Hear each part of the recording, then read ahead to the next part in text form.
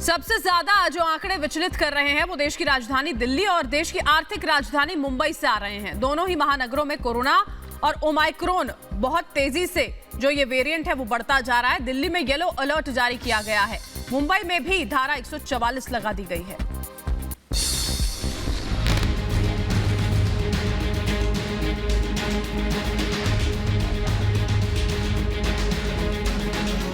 तस्वीरें मुंबई की हैं। देश की आर्थिक राजधानी में कोरोना की रफ्तार तेज होती जा रही है। रोजाना हजारों मामले सामने आ रहे हैं। धारा 144 लगा दी गई है, लेकिन लोगों की लापरवाही कम होते नहीं दिख रही।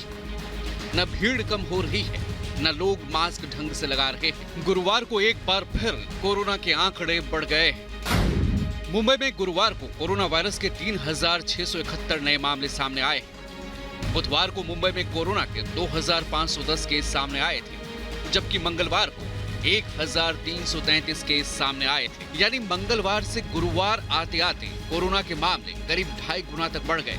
इसे लेकर राज्य सरकार ने एक हाई लेवल मीटिंग की, हालात की समीक्षा की गई। लोगों से अपील की जा रही है कि नए साल का जश्न घर में ही मनाएं, कोरोना प्रोटोकॉल का पालन करें।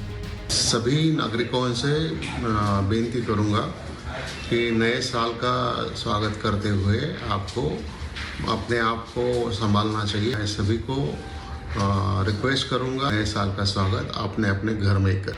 देश की राजधानी दिल्ली में येलो अलर्ट जारी है। यहाँ ओमाइक्रॉन से संक्रमित मामले भी देश में सबसे ज्यादा है। लोगों से सावधानी बरतने को कहा जा रहा है, लेकिन कुछ लोग समझने की कोशिश ही नहीं कर रहे। वहीं नए साल और बढ़ती पाबंदियों को देखते हुए दिल्ली में शराब लेने की होड़ मच गई है। शराब की दुकान के बाहर लंबी लंबी कतारें लगी हैं। येलो अलर्ट के चलते दिल्ली के धार्मिक स्थलों को भी श्रद्धालुओं के लिए बंद कर दिया गया है। मेट्रो समेत दूसरे पब्लिक ट्रांसपोर्ट में भी सिर्फ 50% यात्री जा सकते हैं। खड़े होकर यात्रा की इजाजत नहीं है।